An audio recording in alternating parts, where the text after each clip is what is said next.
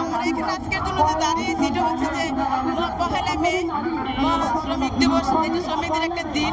আজ আমাদের যে সারা বিশ্বে যে আন্তর্জাতিক যে মহান মে দিবস, সেই উদ্দেশ্যে আজ আমাদের দাঁড়ানো। নারী তো আসলে কোথাও নিরাপদ না, বাসে বলেন, রাস্তাঘাটে, এমনকি নারী তার নিজের পরিবারও নিরাপদ না। কর্মক্ষেত্রে নারীরা এখনো পর্যন্ত তারা তাদের জায়গা থেকে হয়রানি হচ্ছে, তারা কর্মক্ষেত্রে হয়রানি হচ্ছে।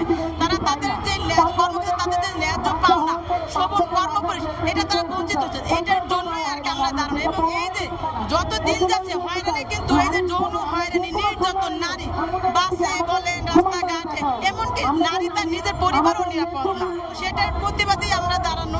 ছুটি মজুরি এই প্রেক্ষিতে যে শ্রমিকরা রাস্তায় নেমেছিল, তারই প্রেক্ষিতে আজ আমাদের যে সারা বিশ্বে যে আন্তর্জাতিক যে মহান মে দিবস, সেই উদ্দেশ্যে আজ আমাদের দাঁড়ানো। যৌন হয়রানি প্রতিটা ক্ষেত্রে আমরা নারীরা, প্রত্যেকটা ক্ষেত্রে আমরা যৌন হয়রানি শিকার হই, রাস্তাঘাটে, বাসে, ট্রেনে, কর্মক্ষেত্রে। এই আসলে এই হয়রানি ক্ষেত্রে আমাদের দাবি আমরা যাতে কোথাও এই হয়রানি শিকার না হই, এবং যেখানে যেখানে এই হয়রানি আমরা শিকার হই সেখানে সেখানে আমরা প্রতিবাদ করি, যাতে আমরা নারীরা প্রত্যেকটা জায়গায় আমরা যাতে এই নির্যাতন রুখে দাঁড়াতে পারি।